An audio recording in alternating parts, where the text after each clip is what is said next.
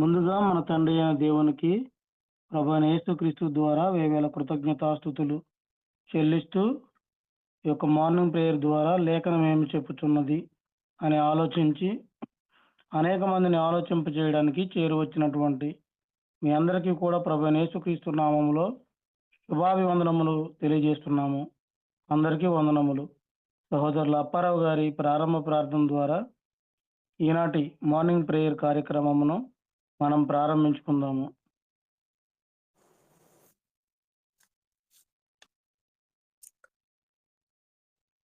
తండ్రి అయిన దేవునికి కృతజ్ఞతలు. చేరువచ్చినటువంటి మీ అందరికీ కూడా క్రీస్తు ప్రభు నామంలో వందనాలు,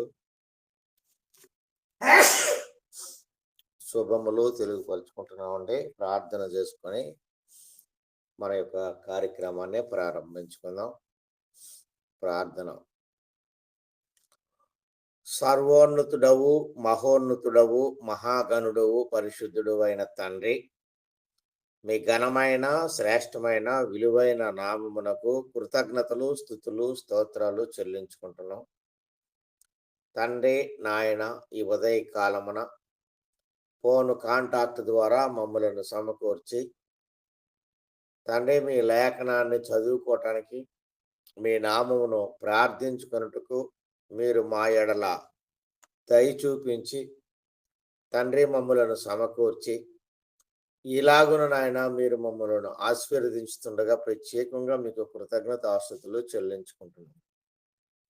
ఈ సమయంలో చేరి వచ్చినటువంటి సేవకులను, మీ పిల్లలను దీవించి ఆశీర్వదించి శుభములు వారికి అనుగ్రహించమని ప్రార్థిస్తున్నాం. తండ్రి, వాక్యాన్ని వివరించడానికి సిద్ధంగా ఉన్నటువంటి నాయన సేవకులకి కావలసిన మంచి జ్ఞానమును, వివేకమును అనుగ్రహించి బలమును, శక్తినిమ్మని ప్రత్యేకంగా ప్రార్థన చేయుచున్నాం. తండ్రి, ఇంకా రావలసిన వారు ఉన్నారు దేవా, సకాలంలో నడిపించమని వేడుకుంటున్నాం. ఈ గొప్ప భాగ్యం లేని వారికి అనుగ్రహించమని ప్రార్థిస్తున్నాం. ఈ కార్యక్రమాన్ని నాయన యవ్వన కాలంలో ముందుకు తీసుకెళ్తున్నటువంటి రవిని, వారి కుటుంబాన్ని మీరు దీవించి ఆస్వాదించమని ప్రార్థిస్తున్నాం.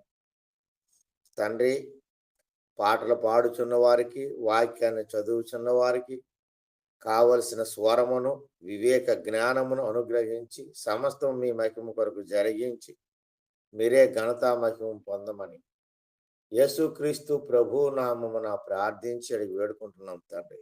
ఆమేన్. వందనాలండి. వందనాలు సార్. ప్రార్థన చేసినటువంటి సహోదరులు అప్పారావు గారికి ప్రత్యేకంగా వందనములు తెలియజేస్తున్నామండి. మొదటి కీర్తనగా సహోదరులు లాలయ్య గారు పాడి వినిపిస్తారు. రెండవ కీర్తనగా సహోదరులు స్వామి గారు పాడి వినిపిస్తారు.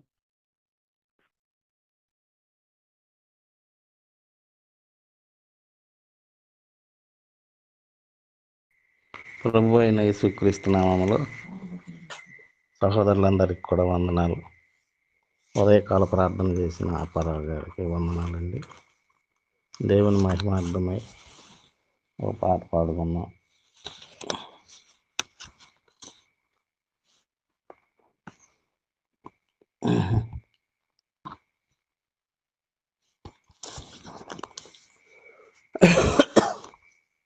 భజయింతుము నిన్ను జగదీశ శ్రీయేసన రక్షణకర్త.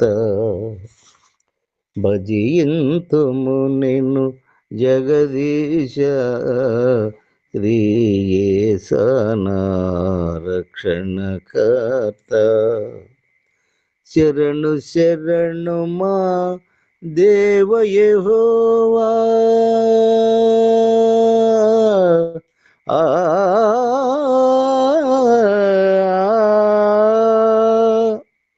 శరణు శరణు మా దేవ యెహోవా, మహిమాన్విత స్థిర జీవనిధి. ఇంతుము నిన్ను జగదీశ రక్షణకర్త. విమల శరాపుల్ దూతగణంబులు విమల శరాబుల్ దూతగణంబులు చూడగలేని తేజోనిదివే. విమల శరాబుల్ దూతగణంబులు చూడగలేని తేజోనిదివే. మాయగములకై సిలువమానుపై దీనుడవై మరణించితివే. మాగములకై సిలువమానుపై దీనుడవై మరణించితివే. శరణు శరణు మా దేవ యెహోవా,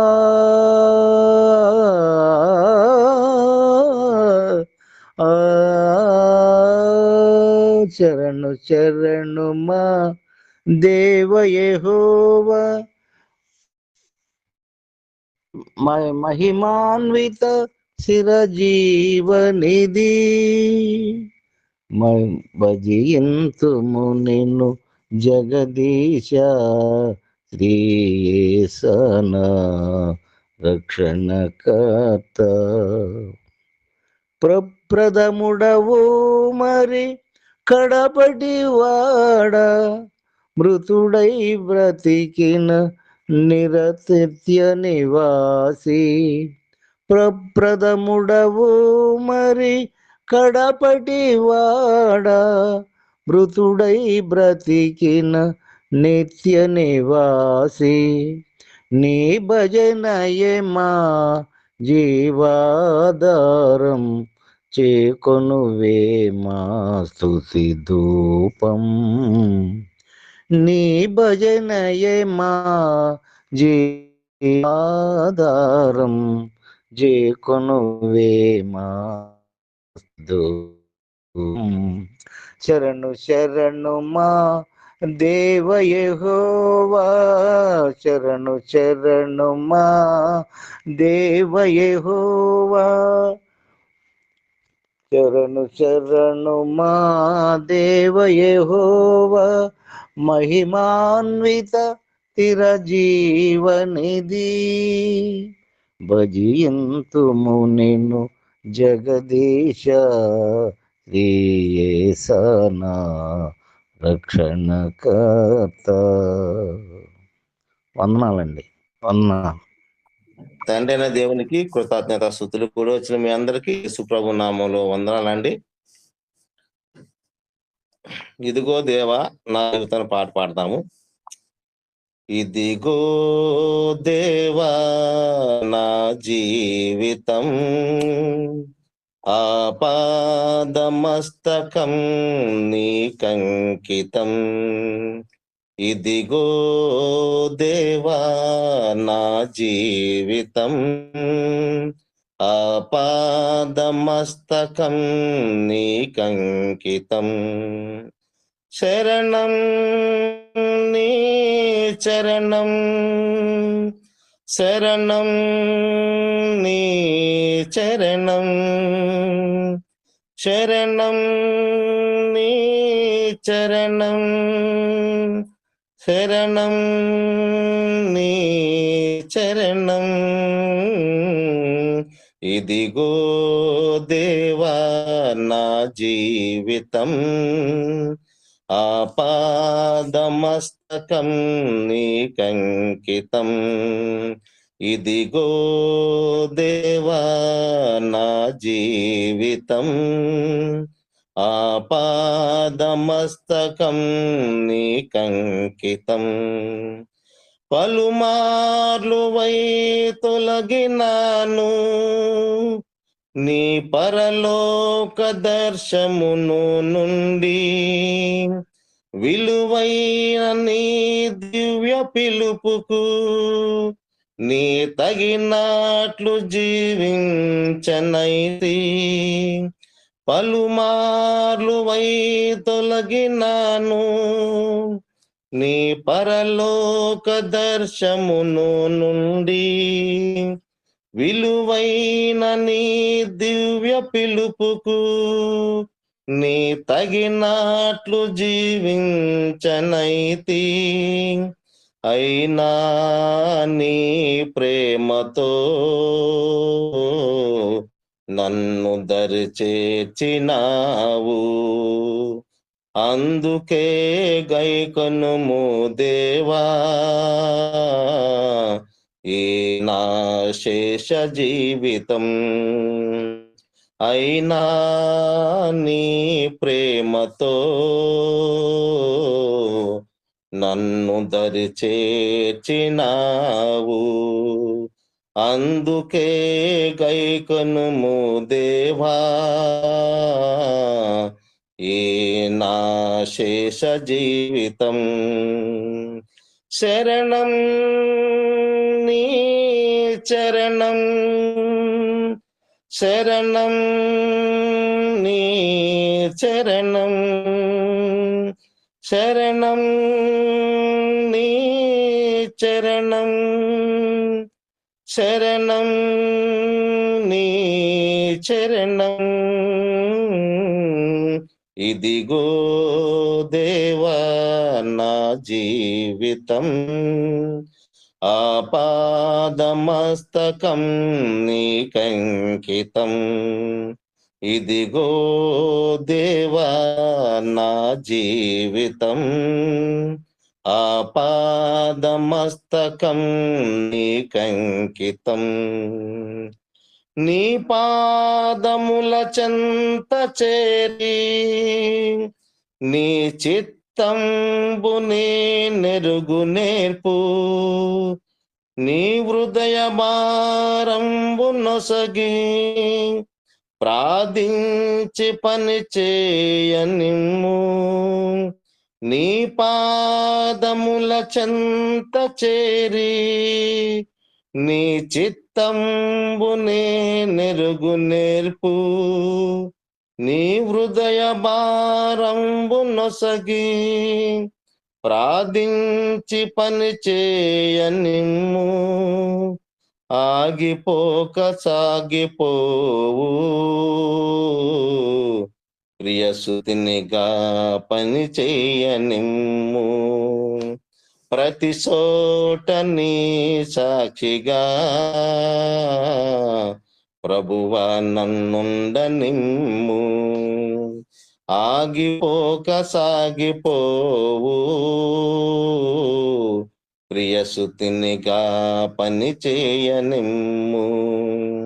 ప్రతి చోట నీ సాక్షిగా ప్రభువా నన్నుండనిమ్ము. శరణం నీ చరణం, శరణం నీ చరణం, శరణం నీ చరణం, శరణం నీ చరణం. ఇదిగో దేవా నా జీవితం, ఆపాదమస్తకం నీకంకితం. ఇదిగో దేవా నా జీవితం, ఆపాదమస్తకం నీకంకితం. ఇస్తార పంట పొలము నుండి కష్టించి పని చేయనిమ్ము. కన్నీటితో విత్త మనసు కలకాలం మరి నాకు నొసగు. విస్తార పంట పొలము నుండి కష్టించి పని చేయనిమ్ము. కన్నీటితో విత్త మనసు కలకాలం మరి నాకు నొసగు. క్షేమ కాలమైనా నిన్ను ఘనపరచు బ్రతుకు నిమ్మయా. నశించు ఆత్మలను నీ దరి చేతి కృపనిమ్మయా. క్షేమకాలమైనా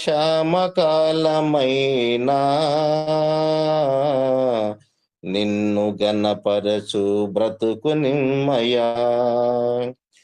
నశించు ఆత్మలను నీ దరి చేర్చు కృపనిమ్మయా.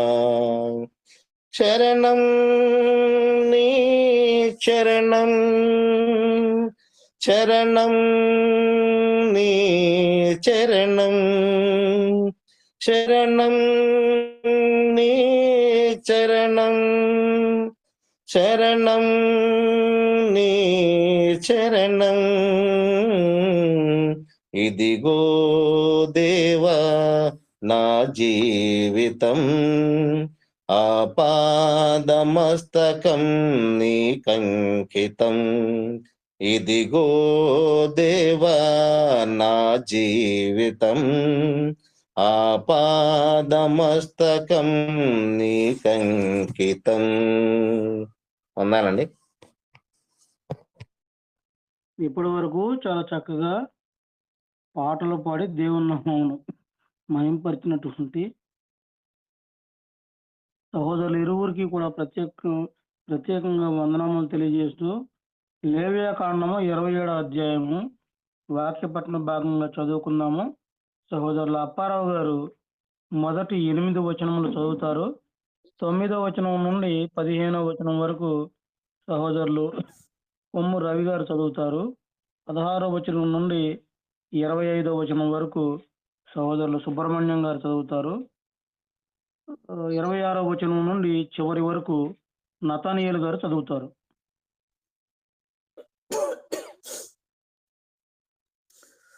అందరికీ వందనాలండి. మరియు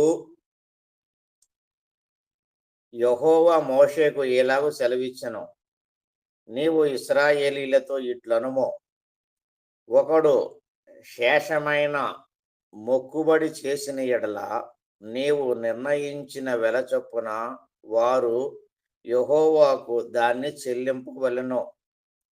నీవు నిర్ణయింపవలసిన వెల ఏదనగా 20 ఏండ్లు మొదలుకొని 60 ఏండ్లు వరకు వయసు వరకు మగవానికి పరిశుద్ధ స్థలము యొక్క తులము వంటి 50 తులముల వెండి నిర్ణయింపవలెను.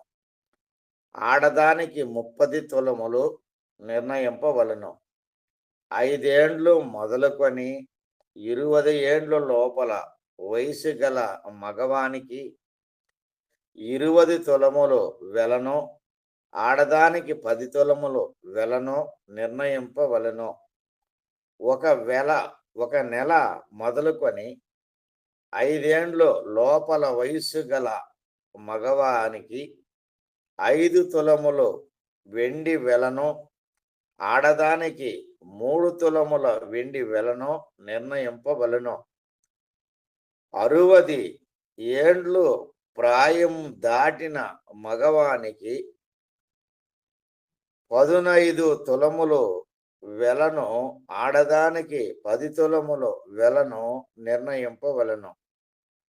ఒకడు నీవు నిర్ణయించిన వెలను చెల్లింపలేనంత బీదవాడైన ఎడల అతడు యాజకుని ఎదుట నిలువవలెను. అప్పుడు యాజకుడు అతని వెలను నిర్ణయించెను. మొక్కుకొనిన వాని కలిమి చొప్పున వానికి వెలను నిర్ణయింపవలెను.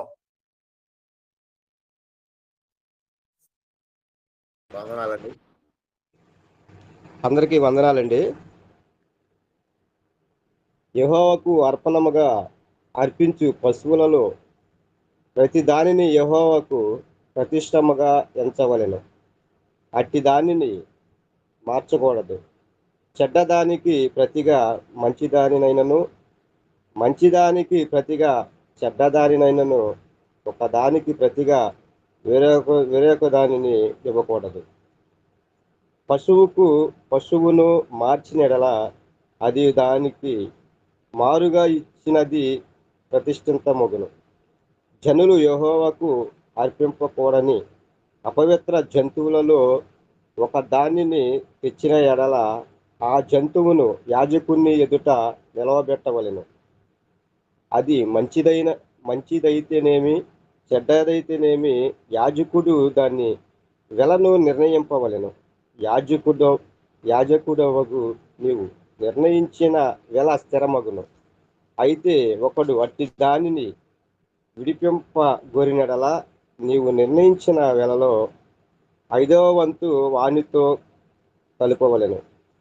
ఒకడు తన ఇల్లు యెహోవాకు ప్రతిష్ఠితమగుటకై దానిని ప్రతిష్ఠించినడలా అది మంచిదైనను చెడ్డదైనను యాజకుడు దాన్ని వెలను నిర్ణయింపవలెను. యాజకుడు నిర్ణయించిన వెల స్థిరమగును. తన ఇల్లు ప్రతిష్ఠించిన వాడు దాన్ని విడిపింప గోరిన ఎడల అతడు నీవు నిర్ణయించిన వెలలో 5వ వంతు దానితో కలపవలెను. అప్పుడు ఆ ఇల్లు అతని దగును. అందరికీ వందనాలండి. సహోదరులకు వందనాలు. మొదటగా తండ్రి అయిన దేవునికి నా హృదయపూర్వక వందనాలు చెల్లించుకొంచు. ఇవ్వబడిన వాక్య భాగ ప్రకారంగా 16 నుంచి 25 వచనాలు చదువుకుందాం. ఒకడు తన పిత్రార్జితమైన పొలములో కొంత యెహోవాకు ప్రతిష్ఠించిన ఎడల దాన్ని చల్లబడి విత్తనములు కొల చొప్పున దాన్ని వెలను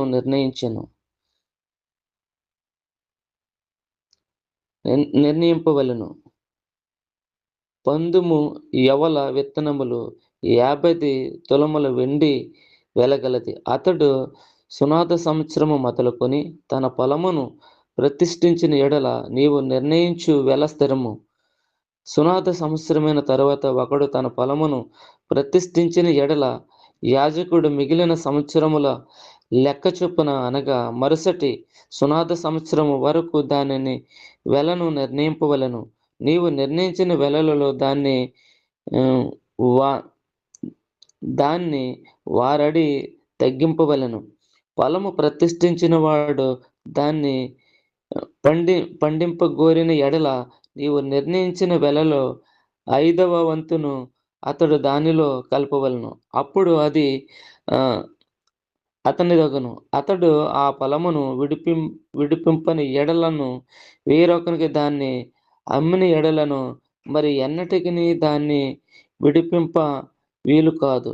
ఆ పొలము సునాద సంవత్సరము విడుదల కాక అది ప్రతిష్ఠించిన పొలము వలె యెహోవాకు ప్రతిష్ఠితమగును. ఆ స్వాస్యము యాజకుని దగును.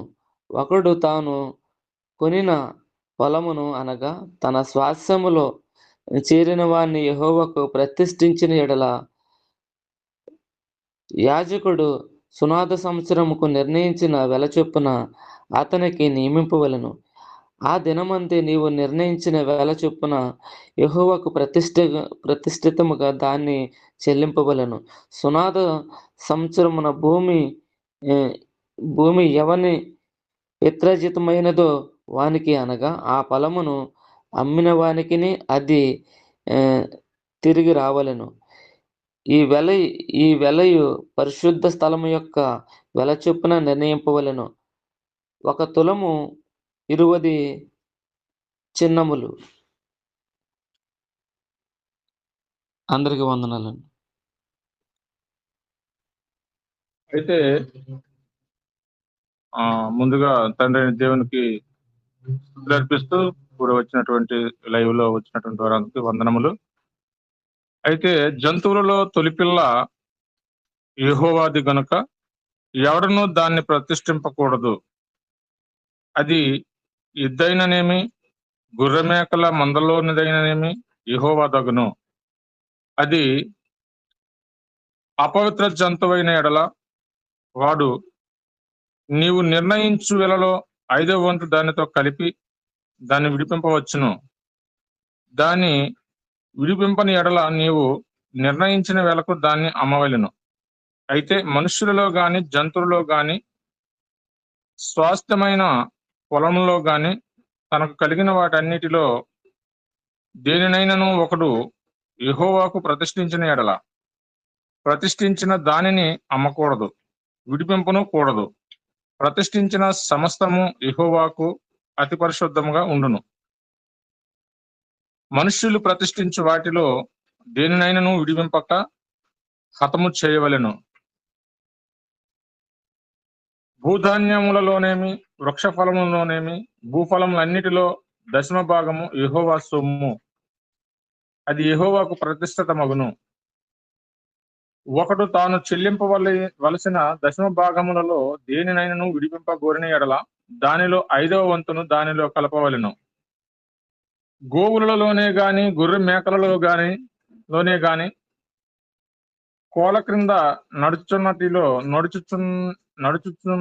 నడుచునన్నిటిలో దశమ భాగము ప్రతిష్ఠితమగును. అది మంచిదో చెడ్డదో పరిశోధింపకూడదు, దాన్ని మార్చకూడదు. దాన్ని మార్చిన ఎడల అదియు దానికి మారుగా నిచ్చినదియు ప్రతిష్ఠితములగును. అట్టి దాన్ని విడిపింపకూడదని చెప్పుము. ఇవి యెహోవా సీనాయి కొండ మీద ఇశ్రాయేలీయుల కొరకు మోషేకు ఇచ్చిన ఆజ్ఞలు. దేవుడి వాక్యం దీవించును గాక.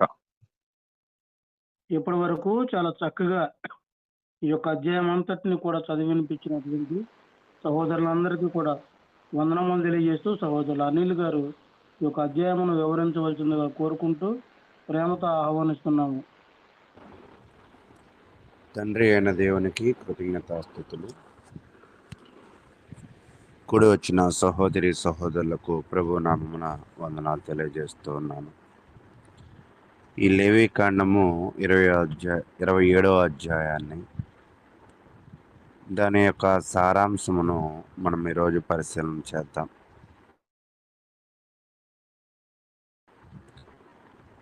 ఇది లేవి కాండంలో చివరి అధ్యాయం.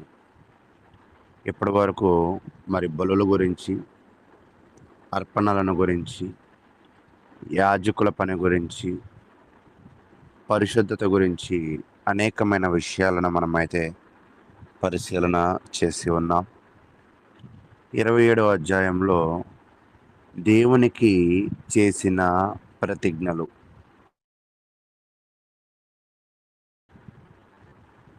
ఎంత గంభీరమో, వాటిని ఎలా గౌరవించాలో ఈ అధ్యాయం చెప్తుంది. అంటే ఉదాహరణకి చాలామంది వాళ్ళ జీవితంలో నేను ఈ యొక్క ఎగ్జామ్ పాస్ అయితే చర్చికి వస్తాను, ఈ యొక్క ఇల్లు సేల్ అయితే ఇలాగ చేస్తాను, రకరకాలుగా దేవునికి ప్రతిజ్ఞలు చేసేవాళ్ళు, దేవునికి మాట ఇచ్చేవాళ్ళు అనేక మంది ఉంటారు. బైబిల్లో మనం చూసినట్లయితే హన్నా అయితే దీనిని అలా ప్రతిజ్ఞ చేసినప్పుడు ఆ ప్రతిజ్ఞలను ఎలాగ నిలవబెట్టుకోవాలో, వాటిని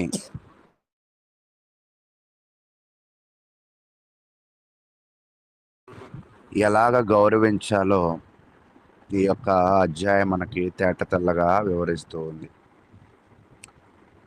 కాబట్టి స్వచ్ఛంద ప్రమాణాలు మరియు దేవునికి అంకితాభావాలను సంబంధించిన చట్టాలు వివరిస్తూ ప్రజలు, జంతువులు, ఇల్లు, భూమి, వస్తువులు, విలువైన వాటిని ఇస్తామని ఆలోచన చేస్తూ ఉన్నప్పుడు వాటిని ఇవ్వవలసిన విధానం, ఒకవేళ ఇవ్వవలసిన వస్తువుని మార్చితే దానితో పాటు 20% జరిమానా తెలియజేస్తూ ఉంది. అయితే ఇవ్వగలిగిన వాళ్ళు ఇస్తామని అని, వారి పేదవారైతే ప్రత్యేక నిబంధనలు కూడా వారి కొరకు వివరిస్తూ ఉన్నాడు. అంటే అన్ని విషయాలు దేవునికి చెందినవని, మరియు వాటి గంభీరత మరియు పవిత్రతతో నిర్వహించాలని తెలియజేస్తూ ఉన్నాడు. కాబట్టి ప్రియ సహోదరులారా, మన జీవితంలో కూడా ఓకే, ఇంకా ఈ నెల నుంచి లేదా ఈ వారం నుంచి నేను ప్రార్థనలో ఉంటాను, నేను దేవునికి ఇలా ఇస్తాను, నేను ఇలా ప్రార్థన పెట్టుకుంటాను అని చాలా ఒక రకమైన ప్రమాణాలు మనం కూడా చేస్తూ ఉంటాం. కాబట్టి ఇక్కడ అటువంటి వాటి విషయాలనే ఎలా ఇవ్వాలి అనేది ఇది ఇశ్రాయేలు ప్రజలకు తెలియజేస్తున్న విషయాలు. 1 నుంచి 8 వచనాలు మనం పరిశీలన చేస్తున్నప్పుడు మనుషుల ప్రతిజ్ఞలు, దాని యొక్క విలువ.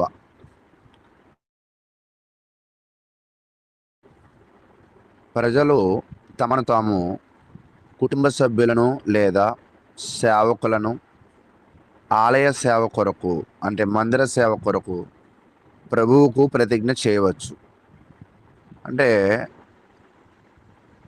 ఆలయము, మందిరము సేవ చేయడము కొరకు వారి కుటుంబ సభ్యులను ఇస్తానని ఎవరైనా ప్రమాణం చేయవచ్చు. అయితే సేవ సాధ్యము కాకపోతే, అంటే ఇవ్వాలన్న మనసు వచ్చింది కానీ పరిస్థితులు అనుకూలించలేదు, అప్పుడు వయసు మరియు లింగము ఈ రెండిటి ఆధారాన్ని బట్టి కొంత ధరని, కొంత ద్రవ్య విలువని చెల్లించాలి. ఉదాహరణకి వయోజన పురుషుడు అయితే 50 ఏళ్ళ షెకెళ్ళు, స్త్రీ అయితే 30 ఏళ్ళ షెకెళ్ళు. పేదలైతే తమ విలువను యాజకుని ద్వారా మాట్లాడుకొని సర్దుకోవచ్చు. కాబట్టి ఎవరు దేవునికి తమను తాము లేదా తమ కుటుంబ సభ్యులను అర్పిస్తామని ప్రతిజ్ఞ చేస్తే వారి వయసు, సామర్థ్యానికి తగిన విలువ నిర్ణయించబడుతుంది. దేవుని సేవ భావోద్రేకం మాత్రమే కాదు. అంటే చెప్తుంది ఏంటంటే, చాలామంది కొంచెం భావోద్రేకాలతో, ఎమోషన్స్తో అలా చేస్తా ఇలా చేస్తాను అంటారు. దేవుడికి కావాల్సింది భావోద్రేకం కాదు. ఒక్కోసారి మాకు కూడా కొన్ని ప్రాంతాలకు వెళ్తే అనిపిస్తూ ఉంటుంది, ఇక్కడ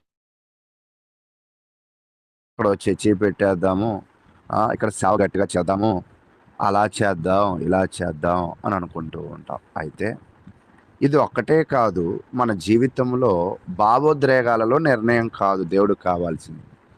దేవుడికి కావాల్సింది ఏమిటి అంటే బాధ్యతతో కూడిన నిర్ణయాలు, బాధ్యతతో కూడిన మాటలు. కాబట్టి ఈ యొక్క అధ్యాయంలో మనము నేర్చుకోవాల్సింది ఏమిటి అంటే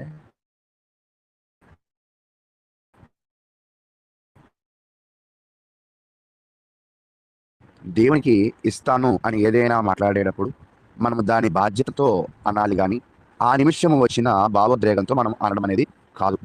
కాబట్టి ఎగ్జామ్ అయితే ఇలా చేస్తాను, పాస్ అయితే ఇది ఇస్తాను, ఉద్యోగం దొరికితే, ఆరోగ్యం బాగుంటే, నా కుటుంబం చక్కబడితే ఇలా ఇస్తాను అనే మాటలను మనము ఇవ్వకూడదా అంటే ఇవ్వచ్చు, కానీ ఎమోషనల్ వర్డ్స్ కాకుండా బాధ్యతతో కూడిన విషయాలుగా మనము అటువంటి ప్రతిజ్ఞలు చేసుకోవడం అనేది మంచిది. కాబట్టి బాధ్యతతో ఈరోజు మనం ఉండాలి. అయితే నేటి క్రైస్తవ్యంలో మనం ఏమి ఇవ్వాలి అంటే మన సమయాన్ని ఇవ్వాలి, మన ప్రతిభని ఇవ్వాలి, మన ధనాన్ని ఇవ్వాలి, మన హృదయాన్ని కూడా ఇవ్వాలని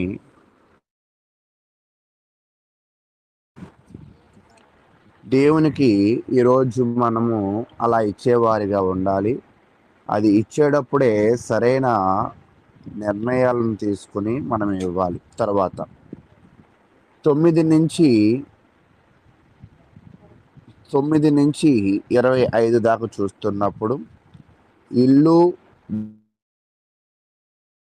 జంతువులు, భూములు అంటే కొంతమంది దేవునికి ఇల్లులు ఇస్తామని, జంతువులను ఇస్తామని, భూములను ఇస్తామని కూడా చూస్తూ ఉంటారు. కొంతమంది నేటి సమాజంలో కూడా కొన్ని పల్లెటూరు దేవాలయాల్లో ఉంటున్నప్పుడు గోవులను ఇస్తూ ఉంటారు. కొంతమంది భూములను ఇస్తూ ఉంటారు. కొంతమంది ఇల్లులను కూడా ఇస్తూ ఉంటారు. అయితే దేవునికి అర్పించినది మార్చలేరు.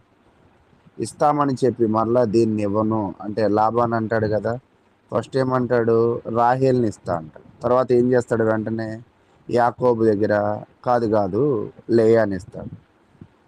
అంటే వివాహ వ్యవస్థలో తను ఒక ఆలోచన చేసి మార్చుకుంటూ ఉంటాడు. ఇక నేను చెప్పాలనుకుంటుంది ఏంటంటే, ఆలోచన మార్చుకోవడం గురించి లాభాను ఉదాహరణ చెప్పా. అది మనము కూడా దేవునికి జంతువులను, ఫలానా ఇల్లునో, ఫలానా భూమునో ఇస్తామని చెప్పి దానిని మార్చకూడదు. ఒకవేళ మంచి చెడుగా మారిస్తే రెండూ దేవునికే చెందుతాయి. అంటే ఒక్కోసారి మంచి వస్తువు కదా, ఇది ఉంచేసుకుని చెడు వస్తువు ఇద్దాం అనుకుంటారు. అప్పుడు దేవుడు ఏమంటున్నాడంటే, ఫస్ట్ ఇస్తానన్నది ఆయనకే ఇవ్వాలి, దానికి బదులుగా ఇంకోటి ఇస్తానన్నది కూడా ఆయనకే ఇవ్వాలి. రెండూ కూడా ఆయనకే చెందుతాయి. దేవునికి ఇచ్చినది మన సౌకర్యానికి తిరిగి మార్చుకోవడం సరైనది కాదు. అంటే దేవుని సేవ మన సౌకర్యాన్ని బట్టి చేయకూడదు. దేవుడు కోరుకుంటున్న విధంగా మనం చేయాలి అనేది ఇక్కడ మనం నేర్చుకోవాలి. కాబట్టి దేవునికి ప్రతిజ్ఞ చేసిన శుభ్రమైన జంతువులు పవిత్రమైనవి మరియు వాటిని మార్పిడి చేసుకోకూడదు. అశుభ్రమైన జంతువులను ఒకవేళ తెలుసో తెలియకో అపవిత్రమైనవి, అశుభ్రమైనవి ఇస్తే యాజకులతో మాట్లాడుకుని 20% దానికి జోడించి ఇవ్వాలి. తర్వాత అంకితమైన ఇంటిని అంచనా వేసి విలువతో 5వ వంతు చెల్లించడం ద్వారా తిరిగి పొందవచ్చు. విమోచింపబడకపోతే అది ప్రభువుకు పవిత్రమైంది. అంటే ఇక్కడ ఏం చెప్తున్నాడంటే, మనం ఏదైనా ఒక ఇంటిని ఇస్తా అన్నప్పుడు దానిని మనము ఎలా ఇవ్వాలి అనే దాని గురించి తెలియజేశాడు. కాబట్టి ఈ యొక్క 9 నుంచి 25లో దేవుడికి ఇచ్చే జంతువులను, ఇల్లులను, భూములను మనము ఎలా ఇవ్వాలి, మనము మార్చుకోకూడదు. ఆలోచనను మార్చుకుంటే చేయవలసిన పనిని, జరగవలసిన కార్యక్రమాన్ని, యాజకుడితో మాట్లాడుకోవాల్సిన విధి విధానాలను తెలియజేశారు. తర్వాత మనం పరిశీలన చేస్తున్నప్పుడు 26 నుంచి 27 వచనాలు మనం చూస్తున్నప్పుడు, మొదట పుట్టిన జంతువు ఇప్పటికీ దేవునివే. దేవుడు అడగకుండానే ఆయనకు చెందవలసినవి ఉన్నాయి. ఎందుకు అంటే,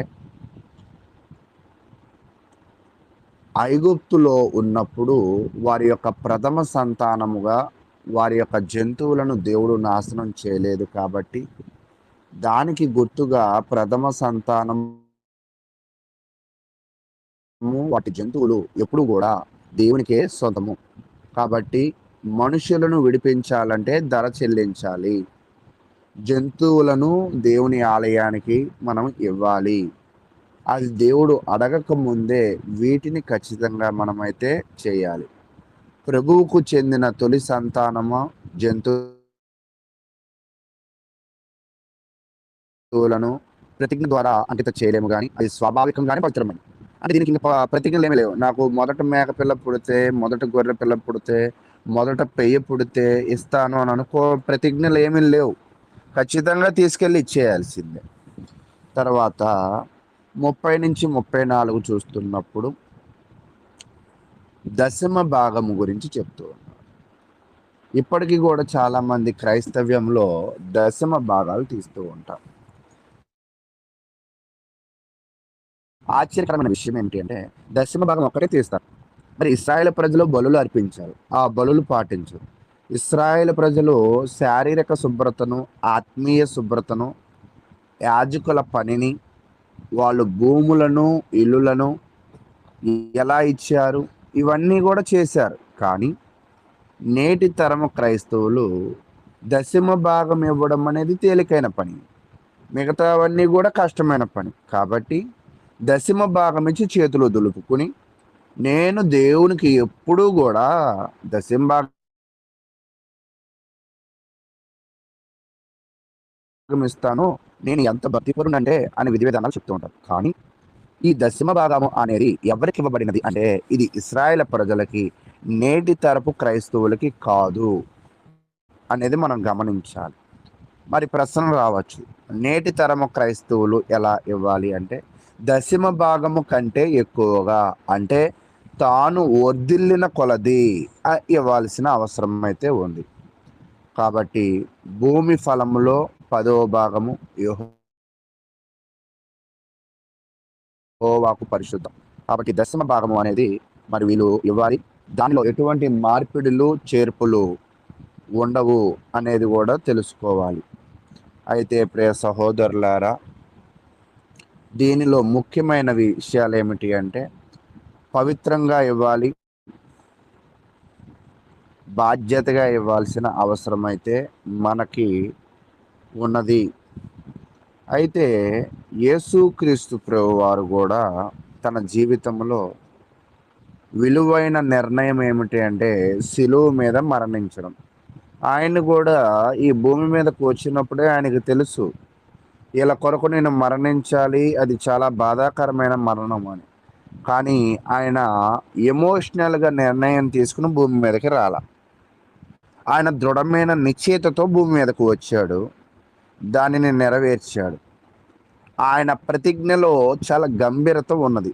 అందుకే యేసుక్రీస్తు బోధలో కూడా ఏమంటాడంటే మీ మాట అవునంటే అవును, కాదంటే కాదుగా ఉండాలి.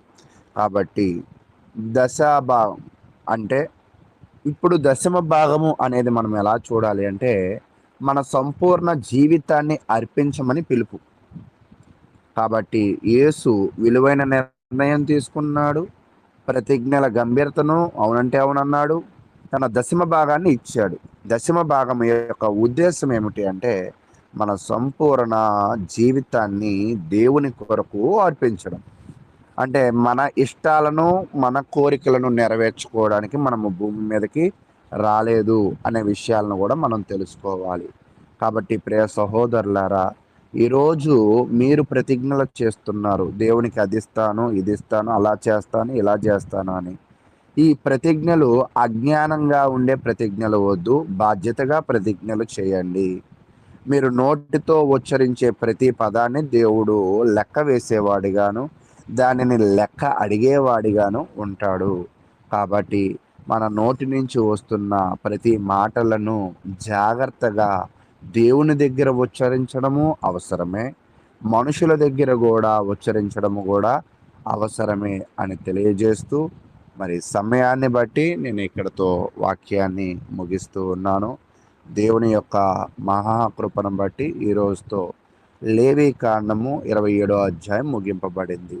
కాబట్టి ఈరోజు మనం నేర్చుకోవాల్సింది ఏమిటి అంటే మనము దశమ భాగం ఇవ్వడము అంటే మనము మన జీవితాన్ని దేవునికి అంకితం ఇవ్వడము.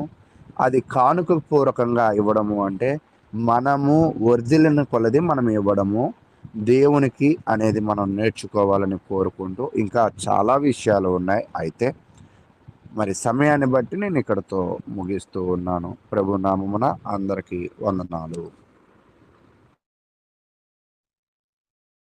దేవుని పనిలో భావోద్వేగం కాదు, బాధ్యతగా పనిచేయాలని సహోదరులు చాలా చక్కగా వివరించారు. అందును బట్టి సహోదరులకు వందనాలు తెలియజేస్తున్నాము. ఇప్పటి వరకు జరిగినటువంటి కార్యక్రమం అంతటి విషయమై తదుపరి దేవకర్ణ గారి మెసేజ్ కొరకు ప్రార్థన సహాయం కోరవలసిందిగా సహోదరులు యేసుపాదం గారిని ప్రేమతో ఆహ్వానిస్తున్నాము. మంచిదండి, ప్రార్థన చేసుకున్నాము. మమ్మల్ని మిక్కిలిగా ప్రేమించిన ప్రియ పరలోకపు తండ్రి, మీ ఘనమైన ఉన్నతమైన నామానికి మీ ప్రియ కుమారుడును మా ప్రభువును రక్షకుడైన యేసుక్రీస్తు నామంలో మీకు స్తుతులు, స్తోత్రములు, కృతజ్ఞతలు తెలియజేసుకుంటున్నాం తండ్రి. మమ్మల్ని ప్రేమించి మరి నిన్నటి దినాన ఆరాధన క్రమంలో మాకు తోడుగొండి. రాత్రంతా సుఖమైన నిద్ర దయచేసి ఉదయకాలంలో లేచి లేఖనం ఏమి చెప్పుచున్నది అనేటువంటి ధ్యాన కూడికలో పాల్గొనేటువంటి అవకాశాన్ని మాకు ఇచ్చారు. అందును బట్టి మీ కృతజ్ఞతలు తండ్రి. మరి యొక్క ధ్యాన కూడికలో మీ యొక్క దాసుల ద్వారా లేవీకాండంలో ఉన్నటువంటి విషయాలు మాకు తెలియజేశారు తండ్రి. అలనాడు మా పితరులు నాయన మీ సన్నిధికి వస్తున్నటువంటి మా పితరులు మీ యందు విధేయత కలిగి ఉండటానికి, మీకు ఇష్టమైన జనంగా ఉండటానికి నియమ నిబంధనలు పెట్టారు. ఆ నియమ నిబంధనలో మరి దేవునికి ఇచ్చే విషయంలో మరి మంచి ఇవ్వాలని, అవి వీటి వలన మేము మా విధేయతను దేవుని దగ్గర తెలియజేస్తున్నాము. అది మా బాధ్యత అనేది తెలియజేశారు తండ్రి. అలాగే నేటి క్రైస్తవులైనటువంటి మేము కూడా మరి దేవుని సన్నిధికి వెళ్తున్న మేము మా విధేయతను దేవుని దగ్గర చూపించడానికి మా సమయాన్ని, ధనాన్ని, దేహాన్ని అన్నిటిని దేవునికి సమర్పించి ఆరాధించాలనేటువంటి విషయాలు ముంగుర్తుగా మా పితరులకు తెలియజేసిన విధానాన్ని బట్టి, అలాగే నేటి క్రైస్తవులైనటువంటి మాకు కూడా బోధ కలగటానికి విషయాలు ముందుగానే మాకు తెలియజేశారు. అందును బట్టి మీ కృతజ్ఞతలు తండ్రి. అలాగే మీ యొక్క దాసులు దేవకర్ణ గారు మరి పాపాన్ని గుర్చినటువంటి సత్యంలో మరి పాపం అనేది ఎంత విస్తరిస్తుందో, మరి ఆ పాపం వలన మాకు ఆ పాపంలో మేము ఉంటే ఎంత నష్టం వస్తుందో అనేటువంటి విషయాలు తెలియజేస్తున్నారు. మరి మీరు ఇచ్చినటువంటి విశ్వాసాన్ని మేము కాపాడుకోవాలని, ఆ విశ్వాసాన్ని కాపాడుకోకపోతే మేము పాపంలో ఉండి నశించిపోతామనేటువంటి విషయాలు మరి యవనస్తులైనటువంటి యోషేబును కూడా మాకు గుర్తు చేశారు. ఆయన ఏ పరిస్థితుల్లో ఉన్నా కానీ తన విశ్వాసాన్ని బలంగా కాపాడుకున్నాడు. అలాగే యోధ ఇస్కరియోతు అయితే దేవుడిచ్చిన విశ్వాసాన్ని పాడు చేసుకొని పాపానికి లోనయ్యి మరి నాశనానికి వెళ్ళాడని, నాయన ఆ విషయాల ద్వారా మరి మేము పాపంలో ఉంటే నశించిపోతామని, నిత్య శిక్షకు గురవుతామనేటువంటి విషయాలు మేము నాయన మీ దాసుల ద్వారా నేర్చుకొని ఉన్నాం తండ్రి. మరి ఈరోజు మరి మీ ప్రజల యొద్దకు మా దగ్గరికి ఎలాంటి సమాచారాన్ని మీ దాసులు మరి ద్వారా తెలియజేయాలనుకుంటున్నారో ఆ విషయాలను సిద్ధపరచుకున్నటువంటి మీ దాసులు మరి మాకు సమయోచితంగా, సందర్భానుసారంగా మంచిగా బోధించడానికి సమయోచితమైన ఆలోచన మీ దాసులకి దయచేయమని కోరుకుంటూ, వినుసున్నటువంటి మాకును మంచి శ్రద్ధ, ఆసక్తిని దయచేయమని విజ్ఞాపన చేసుకుంటూ, ఈ మనవులు మీ ప్రియకుమారుడును మా ప్రభువును రక్షకుడైన యేసుక్రీస్తు నామంలో ఈ మనవులన్నీ అడిగి వేడుకొనుచున్న ప్రియ పరలోకపు తండ్రి, ఆమేన్.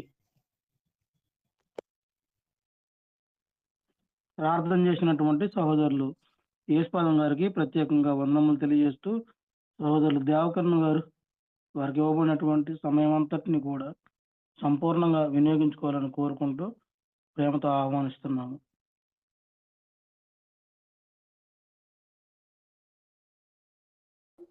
ముందుగా మన పరలోకపు తండ్రి అయిన దేవునికి నా కృతజ్ఞతాస్తుతులు చెల్లిస్తూ ఉన్నాను.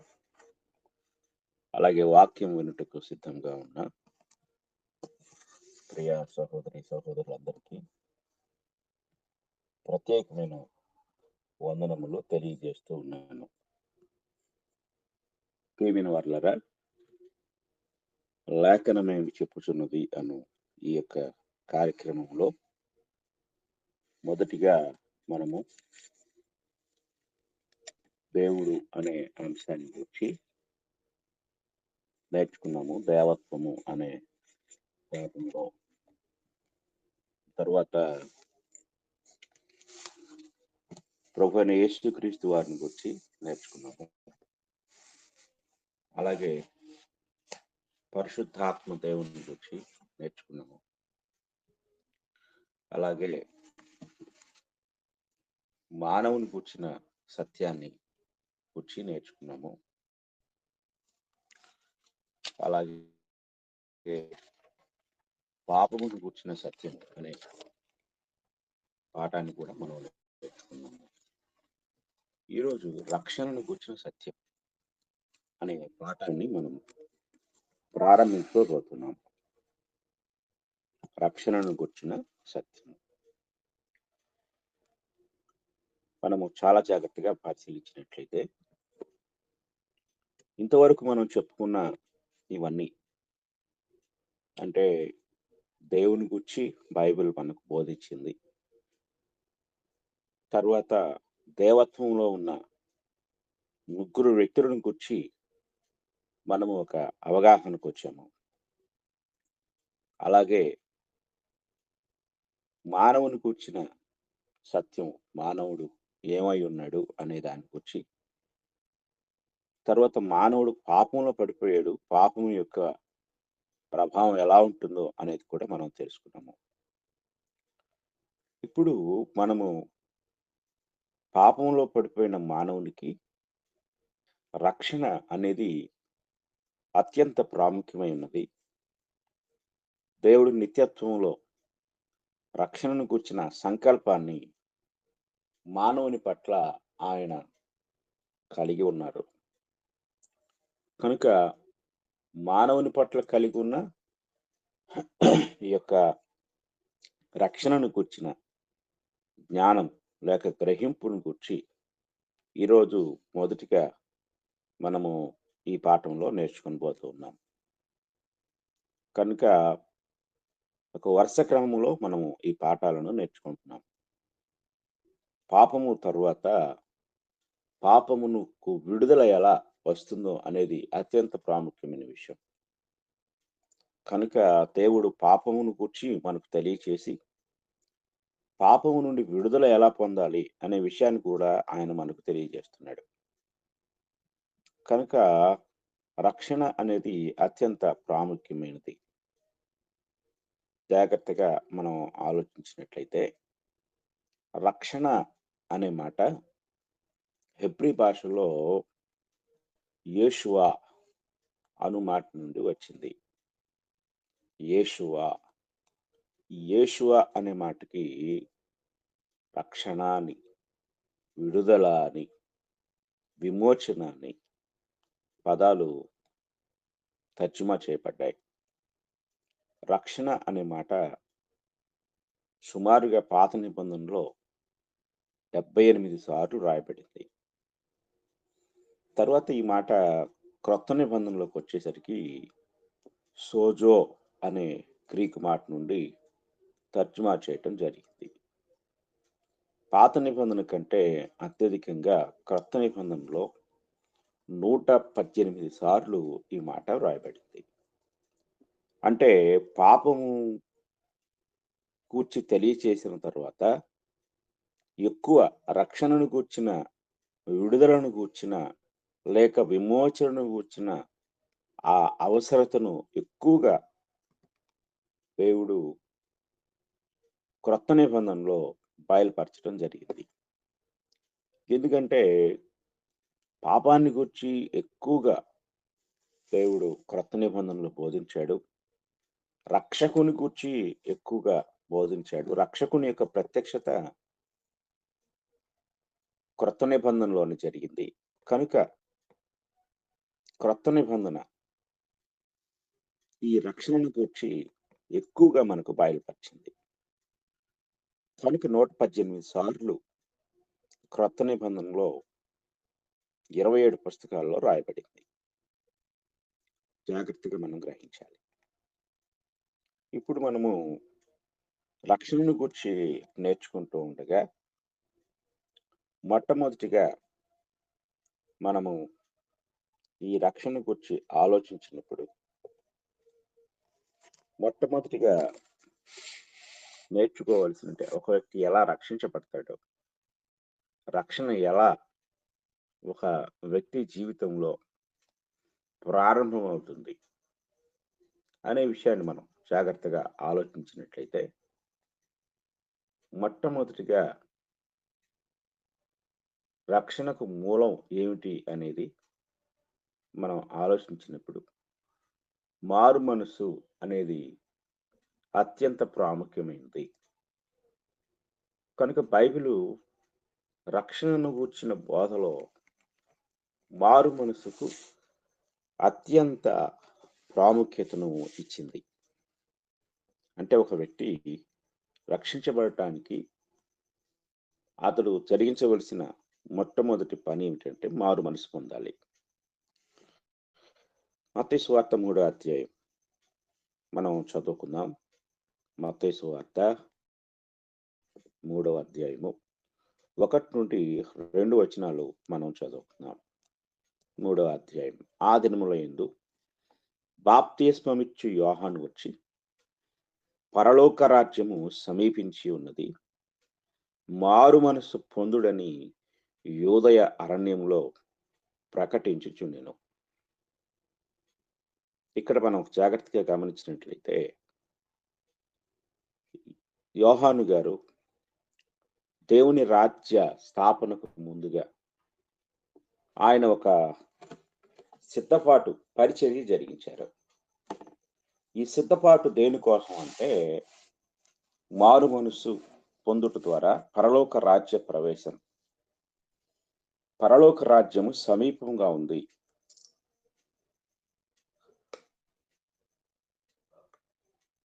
ఇంగ్లీష్లో ఈ మాట ఇలా రాయబడింది, for the Kingdom of haven is at hand. At hand అంటే సమీపంగా ఉంది. ఎంత సమీపంగా ఉంది అంటే చేతికి అందునంత సమీపంగా ఉంది. చేతికి అందునంత సమీపంలో, అంత దగ్గరకు వచ్చింది. ఇక కాబట్టి దగ్గరలో ఉన్న ఈ పరలోక రాజ్యంలో మీరు ప్రవేశించాలి అంటే అత్యంత ప్రాముఖ్యమైన అర్హత ఏమిటి అంటే మారు మనసు. మారు మనసు పొందుట ద్వారానే మీరు పరలోక రాజ్యంలో ప్రవేశించగలరు అనే సత్యాన్ని యోహాను గారు స్పష్టంగా ఆయన బోధించడం జరిగింది. తర్వాత మరొక వచనాన్ని మనం చదువుకుందాం.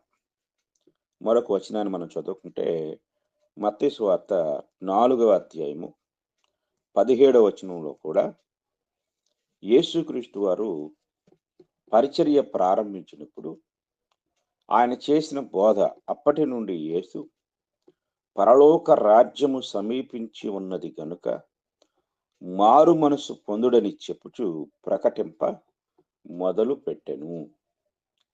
కనుక యేసుక్రీస్తు వారు సువార్త పరిచర్య ప్రారంభించినప్పుడు మొట్టమొదటిగా ఆయన చేసిన సువార్త ఏమిటంటే పరలోక రాజ్యము సమీపించున్నది, అనగా దగ్గరలో ఉన్నది.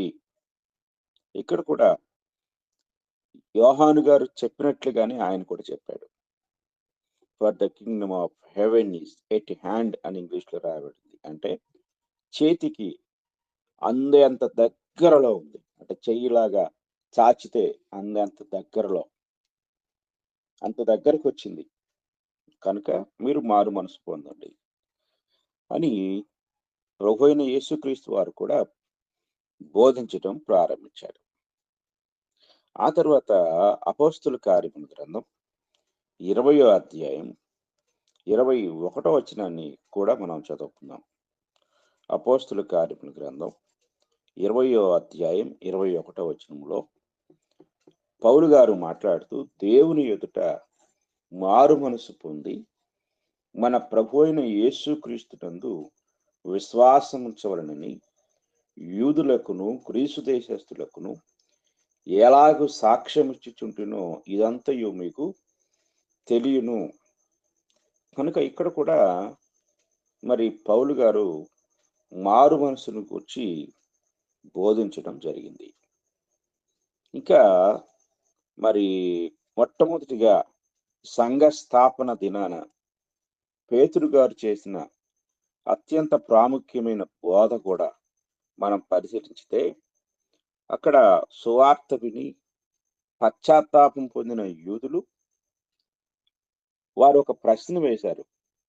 వారు ఏమని అడిగారంటే 2వ అధ్యాయం అపోస్తుల కార్యములు 37వ వచనంలో, వారు ఈ మాట విని హృదయంలో నొచ్చుకొని, సహోదరులారా మేమేమి చేతుమని పేతురును కడమ అపోస్తలులను అడుగగా, పేతురు మీరు మారు మనసు పొంది పాప క్షమాపణ నిమిత్తము ప్రతి వాడు యేసుక్రీస్తు నామమున బాప్తిస్మము పొందుడి, అప్పుడు మీరు పరిశుద్ధాత్మ అను వరము పొందుదురు అని వారికి సమాధానం ఇచ్చారు.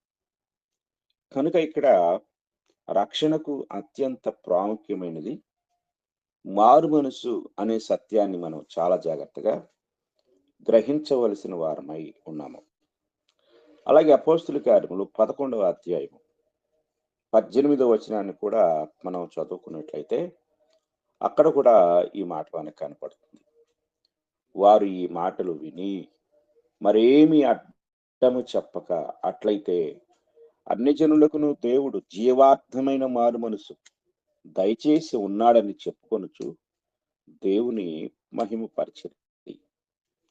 కనుక ఈ సందర్భాలన్నిటిలో కూడా మనము గ్రహించవలసిన అత్యంత ప్రాముఖ్యమైన విషయం ఏమిటంటే, ఒక వ్యక్తి రక్షణ పొందుటకు అత్యంత ప్రాముఖ్యమైనది మారు మనస్సు అనే సత్యాన్ని చాలా జాగ్రత్తగా మనం గ్రహించవలసిన వారమై ఉన్నాము.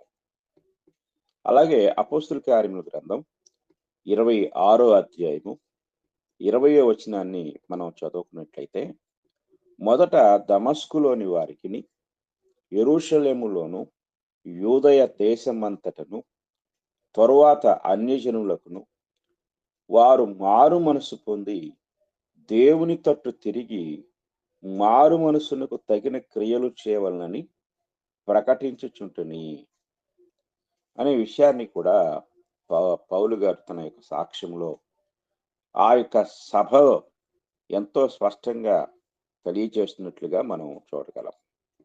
అలాగే అత్యంత ప్రాముఖ్యమైన గొప్ప హెచ్చరికతో కూడిన వచనాన్ని పేతురు 2వ పత్రిక 3వ అధ్యాయం నుండి మనం చూడగలం. పేతురు 2వ పత్రిక 3వ అధ్యాయము 9వ వచనాన్ని మనం చదువుకున్నట్లయితే, కొందరు ఆలస్యమని ఎంచుకున్నట్లు ప్రభు తన వాగ్దానమును గూర్చి ఆలస్యము చేయువాడు కాడు గాని ఎవడును నశింపవలనని ఇచ్చయింపక అందరూ మారు మనసు పొందవలని కోర్చు మీ ఎడల దీర్ఘశాంతము గలవాడై ఉన్నాడు. కనుక దేవుని యొక్క రాకడకు ఆలస్యం ఏమిటి? ఎందుకు ప్రభు ఆలస్యం చేస్తున్నాడు అనే దానికి పేతురు యొక్క సమాధానం, కొందరు ఆలస్యమని ఎంచుకున్నట్లు అప్పటి నుండి ఇప్పటి వరకు ప్రభు రాక యొక్క ఆలస్యానికి కారణం ఏమిటి అనేది మనం చాలా జాగ్రత్తగా పరిశీలించినట్లయితే, మారు మనసు అనేది ఇంకా మార్పు చెందని వారి పట్ల ఆయన దీర్ఘశాంతం కలిగి ఉన్నారు. కనుక మారు మనసు అనేది అత్యంత ప్రాముఖ్యమైనది.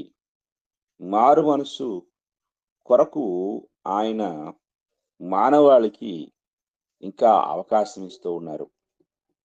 కొందరు ఇప్పుడు మారు మనసు ప్రకటించాల్సిన అవసరం లేదని, అంటే నేటి కాలంలో దాదాపుగా కనుమరుగైపోయిన బోధ మారు మనసు. రాజ్య స్థాపన ప్రారంభానికి ముందు అత్యధికముగా ప్రకటించబడింది.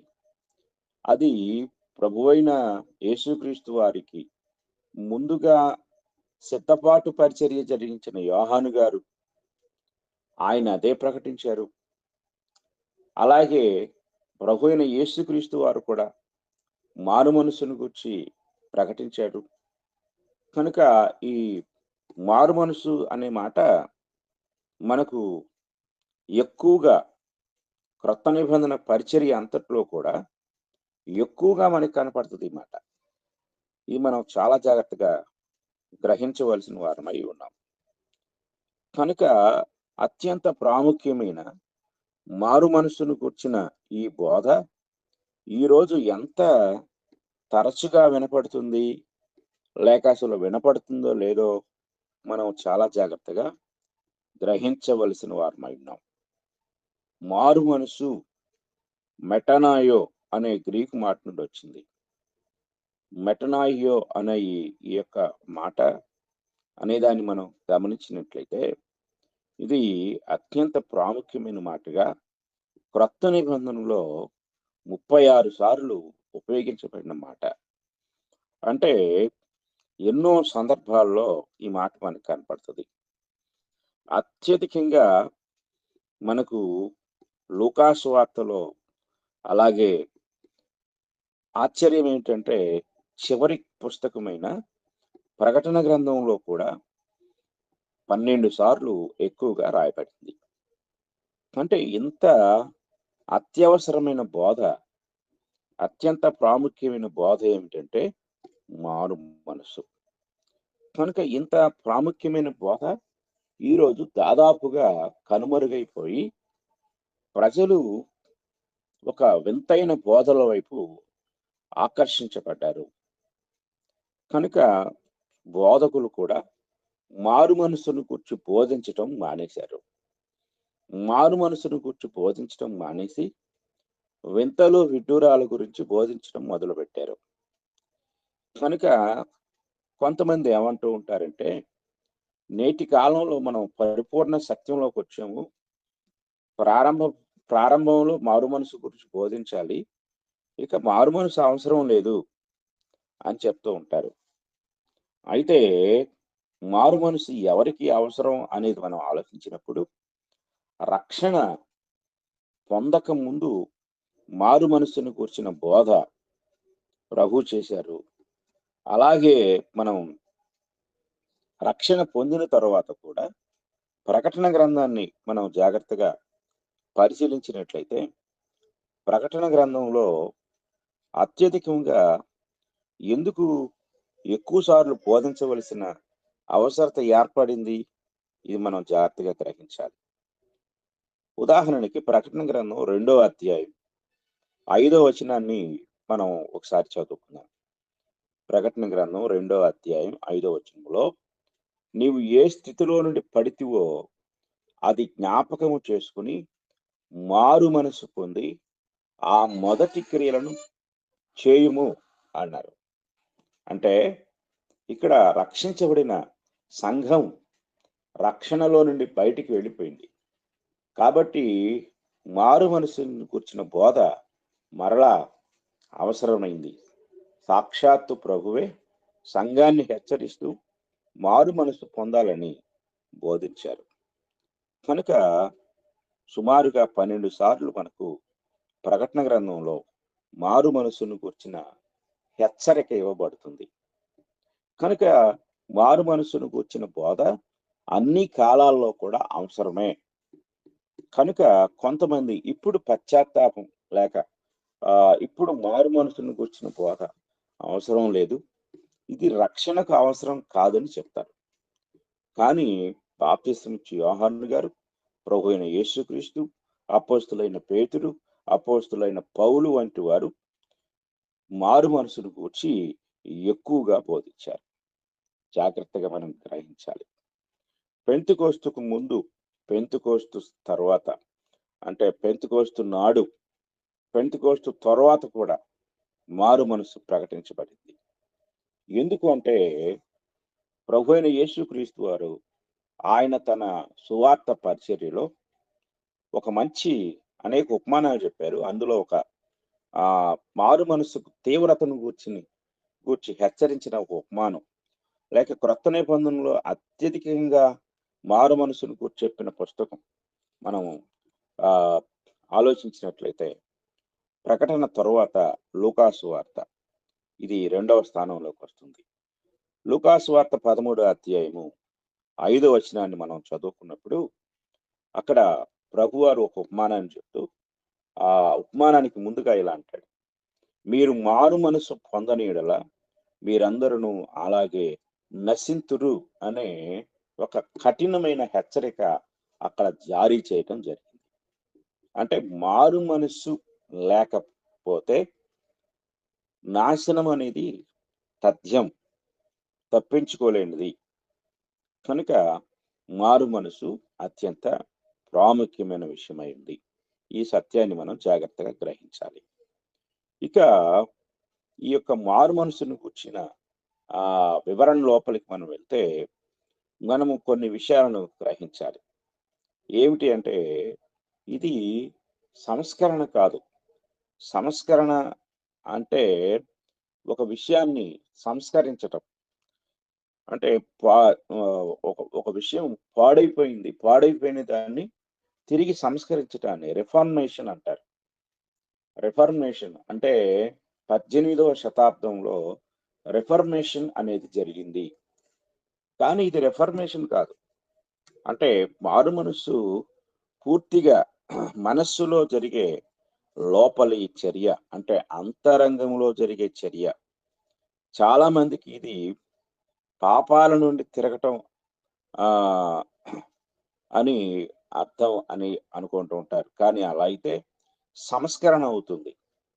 పశ్చాత్తాపం తో కూడిన మారు మనసు ఎలాంటిది అనేది మనం ఆలోచించినట్లయితే ఎవరు ఏదైనా సరే వారి యొక్క జీవితంలో వదులుకొని రక్షణ పొందటానికి అత్యంత ప్రాముఖ్యమైనది మారు మనసు. ఒకడు తన పాపాల నుండి తిరిగిన క్రైస్తవుడు కాకపోవచ్చు. అంటే పాప క్షమాపణ యొద్దకు వచ్చిన క్రైస్తవుడు కాలేడు. ఎందుకంటే మారు మనసు అవసరం. కనుక బాప్తిస్మం అనేది రక్షణకు అత్యంత ప్రాముఖ్యమైనది. అయితే బాప్తిస్మానికి మూలమైనది, పునాది వంటిది మారు మనసు. చాలా మంది బాప్తిస్మం పొందుతారు కానీ మారు మనసు పొందరు. కనుక రక్షణకు అత్యంత ప్రాముఖ్యమైన విషయం మారు మనసు అనే సత్యాన్ని మనం చాలా జాగ్రత్తగా గ్రహించవలసిన వారమై ఉన్నాం. కొంతమంది ఏం చేస్తూ ఉంటారంటే, మీరు మారు మనసు పొందాలంటే దుఃఖించండి, ఏడవండి అని చెప్తూ ఉంటారు. ఒక వచనాన్ని మనం చదువుకుందాం. 2వ కొరింథీ పత్రిక 7వ అధ్యాయం 10వ వచనాన్ని మనం చదువుకుందాం. 2వ కొరింథీ పత్రిక 7వ అధ్యాయం 10వ వచనం. దైవ చిత్తానుసారమైన దుఃఖము రక్షణార్థమైన మారు మనసును కలుగు చేయును. ఈ మారు మనసు దుఃఖమును పుట్టించదు. చూడండి, 2 విషయాలు ఉన్నాయి ఇక్కడ మనం జాగ్రత్తగా మనం పరిశీలించినట్లయితే దైవ చిత్తానుసారమైన దుఃఖము రక్షణార్థమైన మారు మనసును కలిగించును. అంటే దుఃఖము నుండి మారు మనసు వస్తుంది. మారు మనసు దుఃఖాన్ని పుట్టించదు, సంతోషాన్ని కలుగు చేస్తుంది. ఇది మనం గ్రహించాలి. కొంతమంది ఏం చేస్తూ ఉంటారంటే, మీరు దుఃఖించండి, మీరు మారు మనసు పొందాలి అంటే బాధపడండి, ఏడవండి, కన్నీరు పెట్టండి, అప్పుడు మీకు మీ మారు మనసు అనేది రూఢిపరచబడుతుంది అని చాలాసార్లు బోధిస్తూ ఉంటారు. పాపానికి కేవలం మారు మనసు అనేది విచారపడటం కాదు, అది పశ్చాత్తాపానికి నడిపించదు. కానీ ఇక్కడ మనం గ్రహించవలసిన విషయం ఏంటంటే, దైవ చిత్తానుసారమైన దుఃఖం అంటే మనము మారు మనసు పొందటానికి కన్నీటి ప్రార్థన చేయాలి అనేది ఇక్కడ బైబిల్ బోధించింది.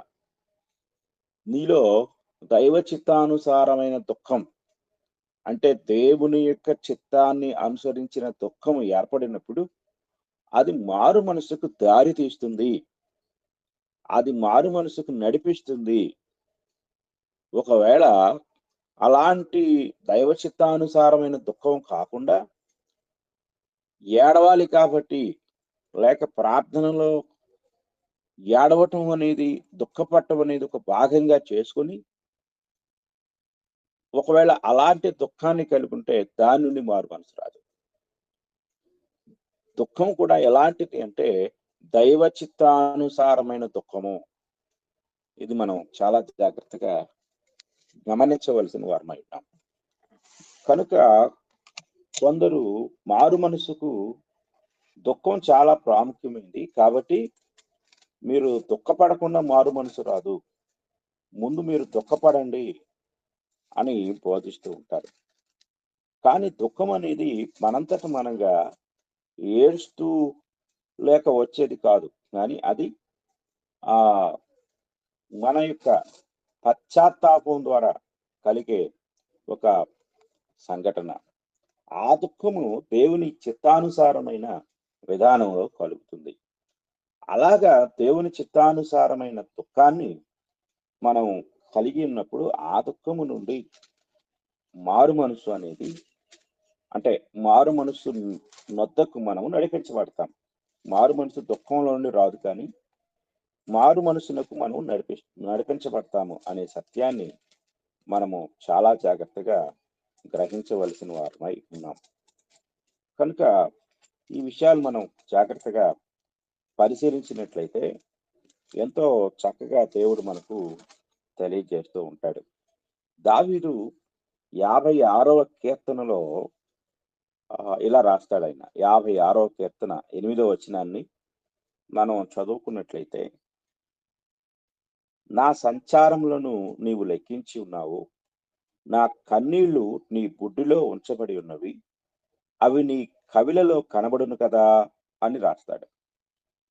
కనుక దావీదు మహారాజు ఆయన తన దుఃఖాన్ని గూర్చి ఎంతో వివరంగా, నా కన్నీళ్లు నీ బుడ్డిలో ఉన్నవి అంటే, మనము కన్నీటితో చేసిన ప్రార్థన లేక పశ్చాత్తాపంతో కూడిన మన కన్నీరు దేవుని యొక్క కౌంటింగ్ లోనికి, అంటే ఆయన యొక్క లెక్కలోనికి చేర్చబడుతుంది. కనుక మనము జాగ్రత్తగా ఆలోచించినట్లయితే, దావీదు మహారాజు తన పాపం నుండి విడిపించబడటానికి దేవుని సన్నిధిలో పశ్చాత్తాపంతో ప్రార్థన చేస్తూ ఉన్నప్పుడు ఆయన అధికమైన దుఃఖాన్ని పొందాడు. ఆయన అంటాడు, నా కన్నులు చివికి ఉన్నవి అంటాడు. ఏడ్చి ఏడ్చి ఏడ్చి నా కన్నులు చివికి ఉన్నవి అని ఒక కీర్తనలో రాస్తాడు. ఇక నా కన్నీటి వలన నా పరుపు తేలజేయుచున్నాను అని కూడా తన యొక్క పశ్చాత్తాపం యొక్క తీవ్రతను గురించి తెలియజేస్తూ రాస్తూ ఉంటాడు.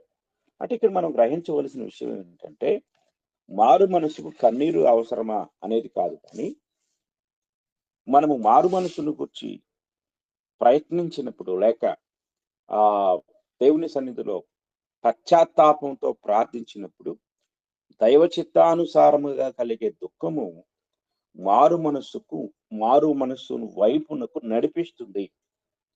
ఇది జాగ్రత్తగా మనం గమనించాలి. కనుక కొంతమంది దుఃఖంతో మారు మనసు వస్తుంది అనుకుంటారు, అది తప్పు. ఇది మనం గ్రహించాలి. ఇక రెండవ విషయాన్ని మనం గమనించినట్లయితే, మొదటిగా ఇది సంస్కరణ కాదు అని చెప్పుకున్నాం. రెండు, ఇది దుఃఖం కాదు. మూడవది ఏమిటంటే, ఇది ప్రాయశ్చిత్తం అంతకంటే కాదు. ప్రాయశ్చిత్తం కాదు, ఎందుకంటే కొంతమంది ప్రాయశ్చిత్తం అనేది, కొంతమంది మారు మనసు ద్వారా మనకు ప్రాయశ్చిత్తం వస్తుంది అనుకుంటారు. ప్రాయశ్చిత్తం అనేది మనం జరిగించేది కాదు. మన మారు మనసు ద్వారా కలిగే రక్షణ కొరకు ఇంకొక వ్యక్తి చేసేదే ప్రాయశ్చిత్తం.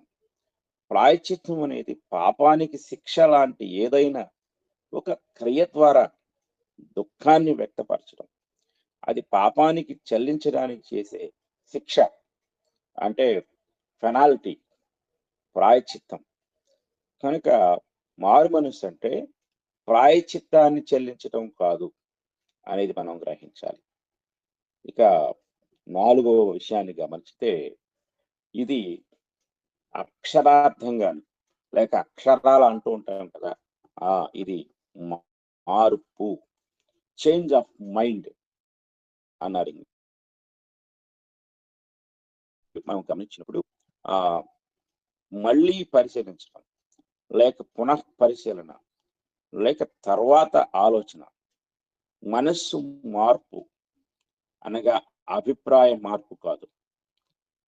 కొన్నిసార్లు మనం అభిప్రాయాలను మార్చుకున్నాం అనుకుంటూ ఉంటాం. మారు మనస్సు అనేది మనస్సు మార్చుకోవటం, అంతేగాని పాత మనస్సు స్థానంలో కొత్త మనస్సు పొందటం, కంప్లీట్ చేంజింగ్ అన్నమాట. సరిదిద్దుకోవటం కాదు ఇది. ఇందాక మనం చెప్పుకున్నాం, రిఫర్మేషన్ కాదు, అంటే సరి చేసుకోవటం కాదు. కంప్లీట్ గా స్వభావంలో మార్పు రావటం, క్రొత్త స్వభావాన్ని మనము ధరించటం. నిజమైన మారు మనసు అనేది మన జీవితంలో ఒక పరిపూర్ణమైన మార్పును మనకు తెలియజేస్తుంది. ఇది మనం చాలా జాగ్రత్తగా గ్రహించవలసిన వారమై ఉన్నాం. కనుక దేవుని వాక్యాన్ని మనం పరిశీలించినట్లయితే ఈ యొక్క వాక్య భాగంలో అత్యంత శ్రేష్టమైన విషయం మనకి తెలియచేయబడతా ఉంది. కనుక మనం జాగ్రత్తగా ఆలోచించినట్లయితే మారు మనసు అనేది అత్యంత ప్రాముఖ్యమైన విషయం, రక్షణకు అత్యంత ప్రాముఖ్యమైనది. కనుక మారు మనసును కూర్చున్న అపోహలు కొన్ని మనం ఇంతవరకు చెప్పుకున్నాం. అవి వాక్యానుసారమైన విధానాలు కాదు. మత్తయి సువార్త 21వ అధ్యాయము మనం చదువుకుందాం. మత్తయి సువార్త 21వ అధ్యాయము 28వ వచనాన్ని మనం చదువుకుందాం. మత్తయి సువార్త 21వ అధ్యాయము 28వ వచనం, 28, 29 కూడా మనం చదువుకుందాం. మీకేమి తోచుచున్నది? ఒక మనుషునికి 2 కుమారులుండిరి. అతడు మొదటి వాని ఎద్దుకు వచ్చి, కుమారుడా, నేడు పోయి ద్రాక్ష తోటలో పని చేయమని చెప్పగా వాడు పోను అని ఉత్తరమిచ్చాను గాని పిమ్మట మనసు మార్చుకొని పోయాను. ఇక్కడ చూడండి, ఈ వచనాలు మనం జాగ్రత్తగా ఆలోచించినట్లయితే వాడు పోను అన్నాడు, కానీ తర్వాత మనసు మార్చుకొని పోయాడు. అంటే పోకుండా ఉన్నదానికి పోయిన దానికి సంబంధం లేదు. అంటే ఇంత చేంజింగ్ అన్నమాట, ఇంత మార్పు. ఇది మనం చాలా జాగ్రత్తగా గ్రహించాలి. తర్వాత 2వ వాని ఎద్దుకు వచ్చి ఆ ప్రకారమే చెప్పగా వాడు, అయ్యా పోదుననెను, కానీ పోలేదు. ఈ రెండిట్లో మనం ఒక గొప్ప ఉదాహరణ ఆలోచించగలం. అదేమిటి అంటే కంప్లీట్గా సంబంధం లేని విషయం. అంటే ముందున్న దానికి తరువాత ఉన్నదానికి సంబంధం లేకపోవటమే మారు మనసు. ముందు వెళతాను అన్నాడు, కానీ వెళ్ళలేదు ఒకడు. వెళ్ళను అన్నాడు, వెళ్ళాడు ఇంకొకడు.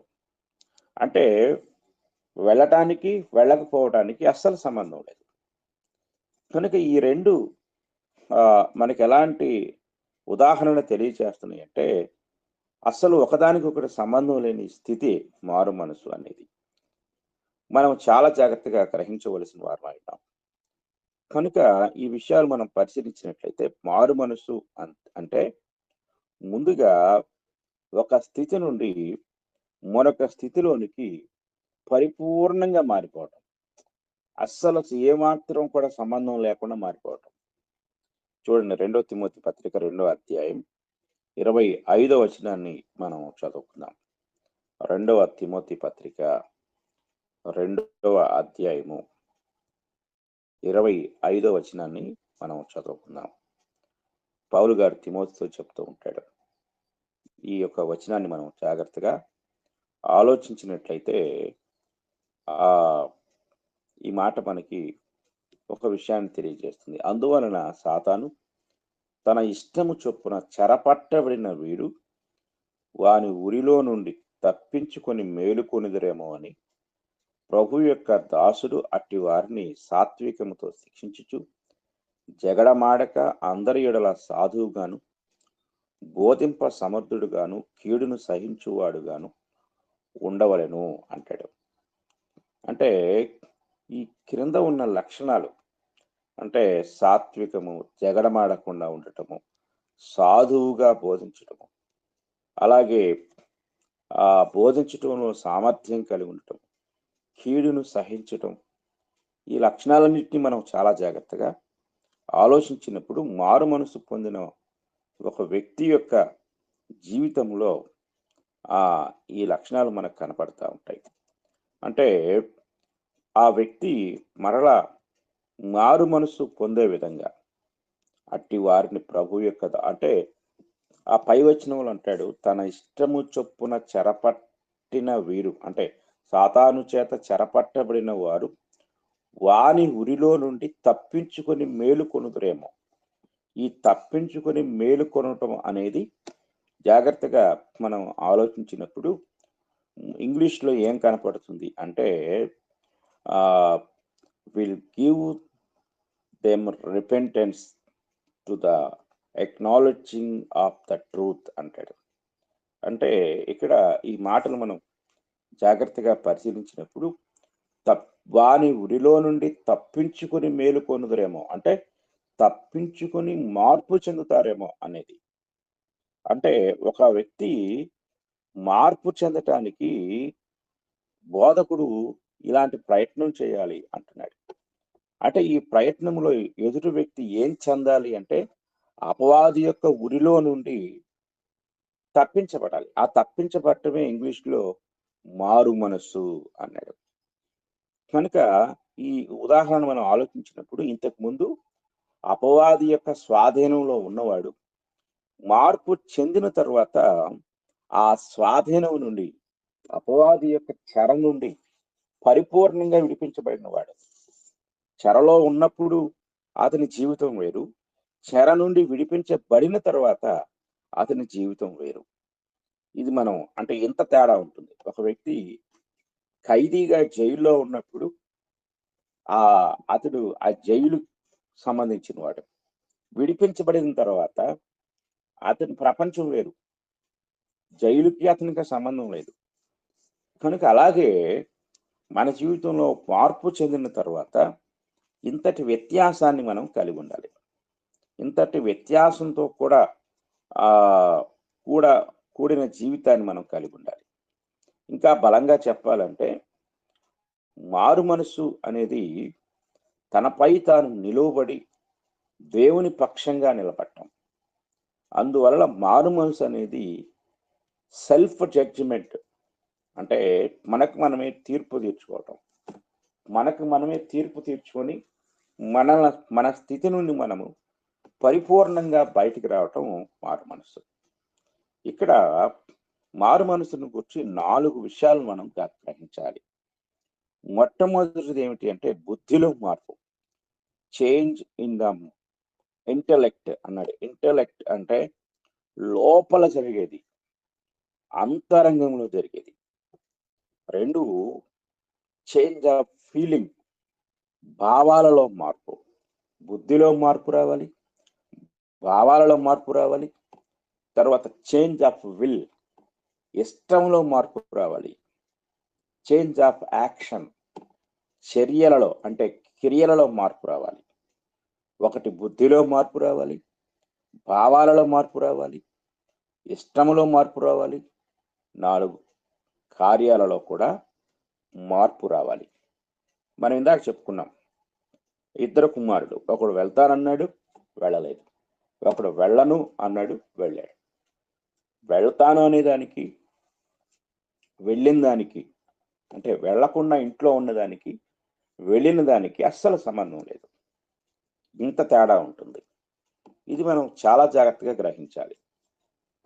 ఈ 4 జరగనప్పుడు అది మారు మనసు కాదు. ఉదాహరణకి మనం ఒక విషయాన్ని గమనించినట్లయితే అపోస్తలుల కార్యముల గ్రంథం 8వ అధ్యాయాన్ని మనం చదువుకుందాం. అపోస్తలుల కార్యముల గ్రంథం 8వ అధ్యాయంలో ఫిలిప్పు గారు సువార్తికుడిగా ఆయన సమరయ ప్రాంతానికి వెళ్ళి సువార్త ప్రకటిస్తారు. ఆయన వెళ్ళక ముందు అక్కడ ఒక వ్యక్తి గారడీ విద్యలు ప్రదర్శిస్తూ ఉంటాడు. అతని పేరు సీమోను. ఈ సీమోను ఎంతగా వారిని ప్రభావితం చేశాడంటే దేవుని మహాశక్తి అనబడిన వాడు ఇతడే అనే ఒక నిర్ణయానికి వచ్చారు సమరయ ప్రాంత ప్రజలు. అక్కడికి వెళ్ళిన తర్వాత సువార్త విన్నప్పుడు అనేకులు మార్పు చెంది ఆ యొక్క అంటే పౌలు ఫిలిప్పు బోధ విని రక్షించబడ్డారు. ఆ గుంపులో ఈ గారడీ సీమోను కూడా ఉన్నాడు. ఆ తర్వాత మనం చదువుకుందాం 8వ అధ్యాయము 17వ వచనం చదువుకుందాం. అప్పుడు పేతురును యోహానును వారి మీద చేతులుంచగా వారు పరిశుద్ధాత్మను పొందిరి. అపోస్తలుడు చేతులుంచుట వలన పరిశుద్ధాత్మ అనుగ్రహింపబడినని సీమోను చూచి వారి ఎదుట ద్రవ్యము పెట్టి, నేనెవని మీద చేతులుంచుదునో వాడు పరిశుద్ధాత్మను పొందునట్లు ఈ అధికారము నాకు ఇయ్యుడని అడిగెను. ఇది చాలా జాగ్రత్తగా మనం గ్రహించాలి. ఈ సంఘటన పరిశీలిస్తే సంఘటనలో సీమోను బాప్తీసం ఇచ్చాడు. బాప్తీసం ఇచ్చిన సీమోను క్షమించండి, ఫిలిప్పు గారు సీమోను మార్పు చెందాడు అనుకున్నాడు. కానీ సీమోను యొక్క బుద్ధిలో మార్పు జరిగిందా లేదా అనేది మనం ఆలోచించినట్లయితే ఇక్కడ బయటపడింది. పరిశుద్ధాత్మను పొందటానికి అతడు ధనాన్ని ఉపయోగించబోయాడు. అంటే అతని బుద్ధిలో మార్పు రాలేదు.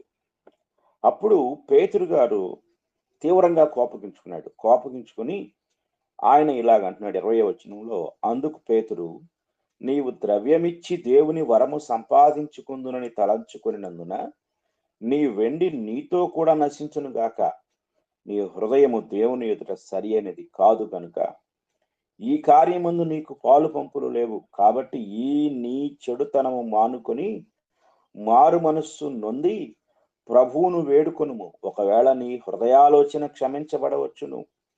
నీవు ఘోర దుష్టత్వములోను దుర్నీతి బంధకములోను ఉన్నట్టు నాకు కనబడుచున్నదని చెప్పాను. ఇక్కడ ఒక ఆశ్చర్యకరమైన విషయం ఏమిటి అనేది మనం ఆలోచించినప్పుడు 12వ వచనం చూస్తే, అయితే ఫిలిప్పు దేవుని రాజ్యమును గూర్చియు యేసుక్రీస్తు నామమును గూర్చియు సువార్త ప్రకటించుచుండగా వారతని నమ్మి పురుషులను స్త్రీలను బాప్తిస్మము పొందిరి. అప్పుడు సీమోను కూడా నమ్మి బాప్తిస్మము పొంది అన్నాడు. నమ్మి బాప్తిస్మము పొందాడు అంటే ఇక్కడ బాప్తిస్మాన్ని గుర్చిన బోధలో మారు మనసు ఉందా అంటే ఖచ్చితంగా ఉంది. అపోస్తలులు మొదటి నుండి వారు ప్రకటించిన బోధ ఏమిటంటే, మీరు మారు మనసు పొందండి అని. కాబట్టి ఫిలిప్పు మారు మనసు గురించి బోధించకుండానే వారికి బాప్తిస్మం ఇచ్చాడా? కాదు. ఖచ్చితంగా ఆయన మారు మనసు గురించి బోధించారు, బాప్తిస్మాన్ని గురించి బోధించారు. దేవుని సంకల్పంలో అన్ని విషయాలు ఆయన బోధించి బాప్తిస్మం ఇచ్చాడు. కానీ ఇక్కడ ఫిలిప్పు మాత్రము మారు మనసు లేకుండా బాప్తిస్మం పొందాడు.